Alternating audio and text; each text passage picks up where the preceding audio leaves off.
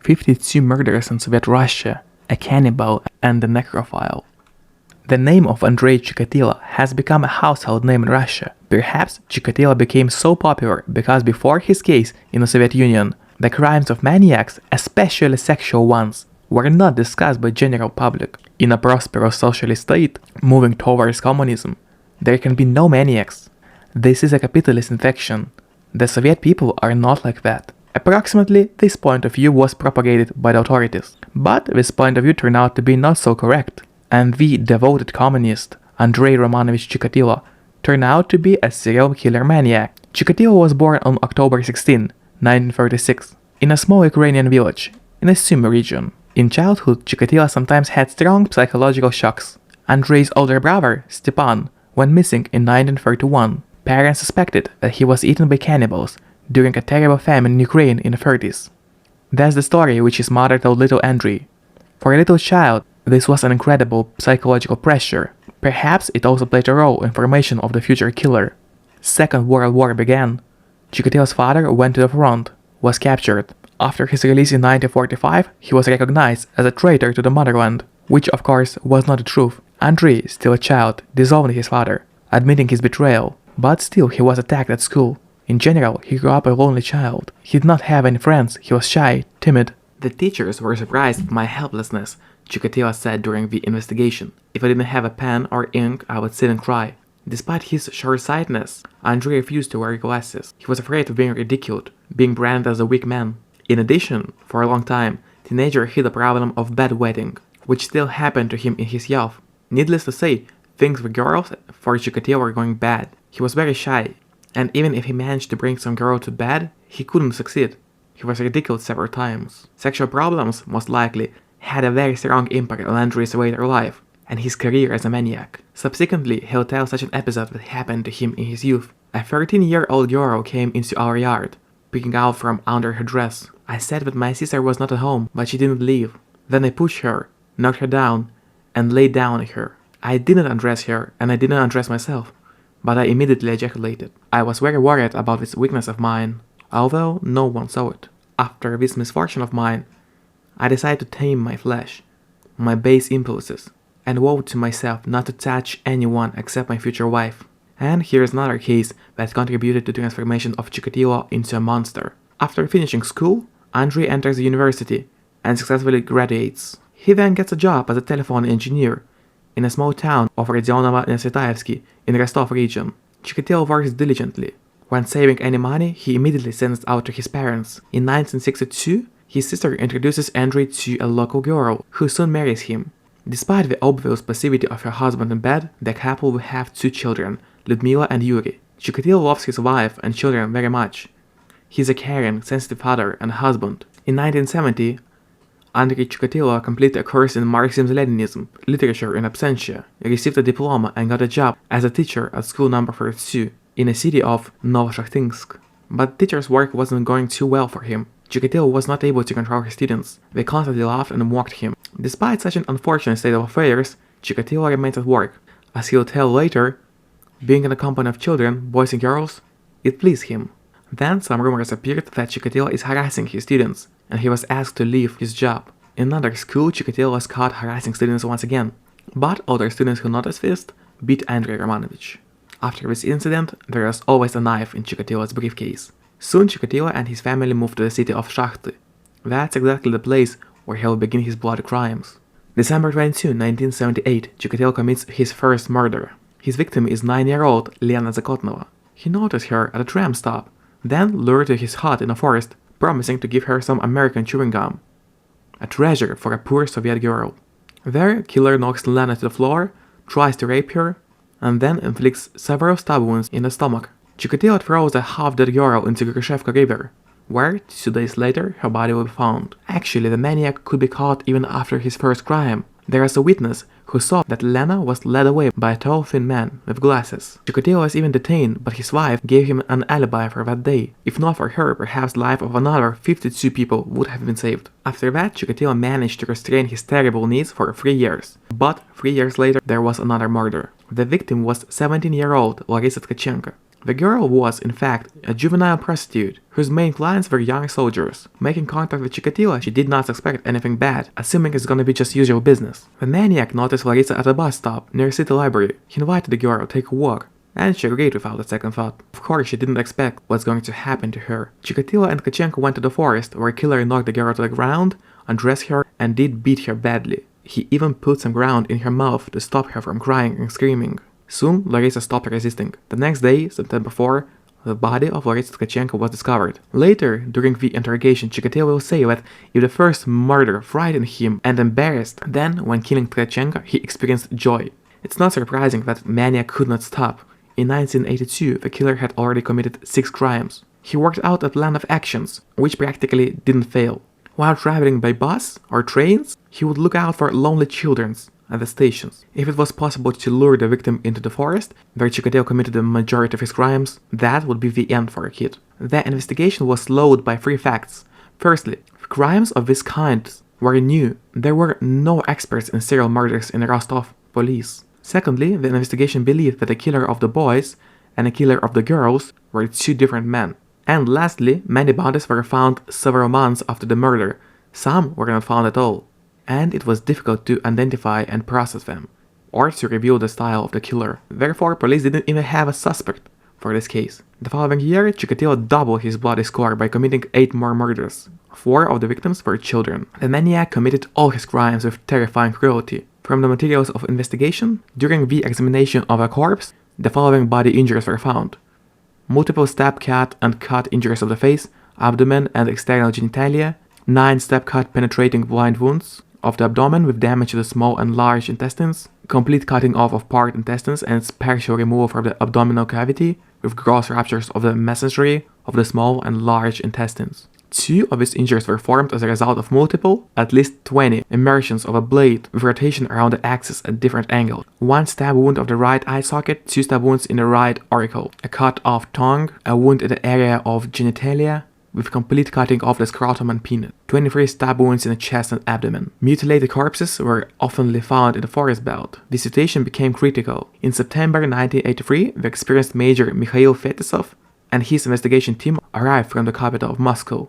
Fetisov was extremely critical of the work of local police, immediately declaring that all the murders were the work of the same sexual maniac. In addition, he actively uses the concept of serial killer, which was previously presented as an inherent in Western countries, but not in the ideologically pure Soviet Union. The first piece of evidence obtained during the investigation is a sperm sample of the killer, obtained from the body of one of the victims. Sperm of the 4th group, therefore the circle of suspects is significantly narrowed. However, evidence had the opposite effect. A suspicious subject was detained by the police on September 14, 1984. Subject introduces himself as Andrei Chikatilo.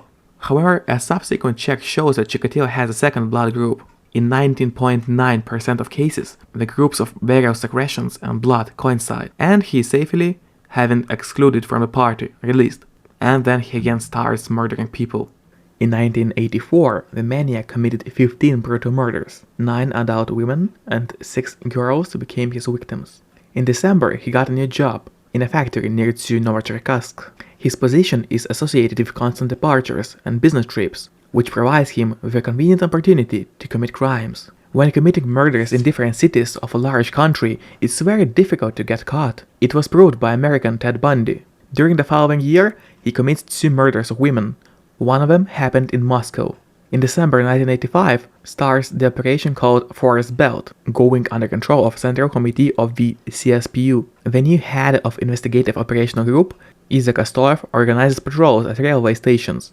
The best police forces and even vigilantes are thrown to catch the maniac. However, they didn't know that Chikatilo has also been a combatant since 70s. He is also on duty at the stations, diligently catching himself. The operation is taking place on a large scale in 3 cities, Shakhty, Rostov and Novocherkassk. During the operation, more than 1,000 different crimes were uncovered.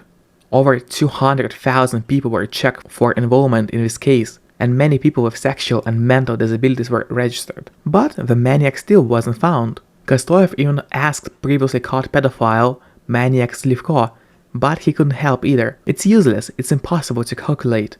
I know for myself, the surge of excitement around the case forces Chikatilo to be very careful. In 1986, while waiting for the peak of the active work of the investigation, he did not commit a single murder. He peacefully celebrates his 50th birthday, quite a significant age for a maniac, right? However, next year he begins to kill again, even with more energy, and will continue his bloody work for another 4 years. On May 16, 1987, while on a business trip in the Urals, Chikatilo kills 13-year-old Oleg Makarenkov. During the next business trip, in Zaporozhye this time, he commits an incredibly brutal murder of a 12-year-old boy. This time, Chikatilo's knife even remained at the crime scene. And the third murder was in Leningrad. On September 15, Yuri Tereshonok, of 16 years old, becomes the victim of a killer. After the boy was already dead, Chikatilo started running around and shouting, "I'm a red partisan, I took the tongue, I have captured the enemy." So as you can see, Chikatilo was well aware that while he was being hunted so fiercely, it was better to commit crimes in other regions of the country. As already mentioned, such tactics greatly complicate the work of law enforcement. While all forces are thrown at the capture of maniac in Shakhty or Rostov, he calmly commits murders in Moscow or Leningrad. In 1988, Chikatilo probably started thinking that he is untraceable, so he decided to commit crimes in his region again. An unknown girl in April, 9-year-old Lucy Voronko in May, and Zhenya Muratov, 15-year-old, in July become the new victims of Chikatilo. All police efforts are in vain so far, and the serial killer is at large. He begins next year with a murder of 16-year-old Tatyana Ryzhova. The maniac lures her into the empty apartment of his daughter, where he gives the guest a vodka to drink, and then he kills. Half-drunk girl is not even able to resist. In 1989, he commits 4 more brutal murders. He kills 19-year-old Elena Variga.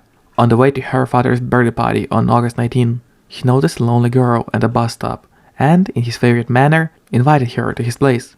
But then he knocked her down and killed. After slaughtering the girl, maniac brutally mocks the corpse, cuts off breasts, hides the body, and then calmly continues his way. In the new decade, Chikatilo was put behind bars, but before that, serial killer committed 8 more chilling crimes. On November 3, the body of 7th victim of Chikatilo, 16-year-old Viktor Tishenko, was found. Iza Kostoyev decides to increase number of police patrols. Small groups of police officers in civilian clothes, watching literally every suspicious man, carefully examine the forest belt and the areas next to railway stations. But nevertheless, they failed to prevent the latest murder committed by Chikatilo. On November 6, a maniac takes 22-year-old Svetlana Korostik away from the Leshkhoz station. He leads her into the forest, where he kills her. After that, he begins to cut off pieces of flesh from Svetlana's body and eats some of them. After that, hides the body as usual. But this time he made a mistake, which will cost him his life. When returning to the station, he attracted attention of Sergeant Igor Rybakov. He noticed that there is something strange, similar to blood, on killer's cheek and earlobe.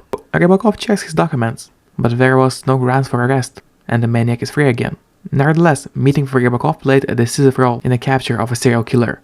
Kostoyev stumbled upon Rybakov's message, an episode about a man with a matching blood type, and a few more episodes related to murders and Chikatilo.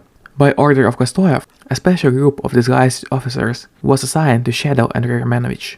On November 20, Andrei Romanovich once again went to look for some victims. While he's trying to take some boy into the woods, he's being watched by a surveillance team. There is no doubt that Chikatilo is guilty. On that day, the maniac was unlucky. The killer went to a store to buy a bottle of beer. When exiting the grocery store, 3 men in civilian clothes approached him. "Are you Chikatilo?" Handcuffs snapped on maniac's wrists. Maniac also had a briefcase, in which officers found a knife, a piece of rope, and a can of Vaseline. After searching Chikatilo's apartment, they found 23 more knives, a hammer, and a pair of boots, which left similar traces as traces near the corpse of one of the victims. Chikatilo's wife refused to believe that he was a killer from the forest belt. He's so soft, kind, sympathetic. Chikatilo was put behind bars, and a series of endless interrogation and investigative experiments began. Chikatilo was taken all over the country, to all the cities where he managed to commit murders. Once, when he was taken to the site of one of the murders, information about this became known to residents of the city of Shakhty. Crowds of people gathered, and the police and prosecutors had to urgently call the riot police so that people would not tear Chikatilo apart. The maniac confessed to his crimes, showed on the mannequin how he cut, beat, and strangled his victims. However, by the beginning of court session, he retracted all his confessions, assuring that he made them under pressure from law enforcement agencies. The murder trial began on April 14, 1992. He was sentenced to death. On February 14, 1994, Andrei Romanovich Chikatilo, sentenced to death for 52 murders, was executed. with a single bullet to the back of his head. If you reached this point of my video, well, I guess you enjoyed it, or at least I hope so. Anyway, please hit the like button if you did enjoy the video, or dislike if you didn't, and feel free to leave any feedback in the comments below, cause it might actually help me, as it turned out that creating videos is not that easy as I thought.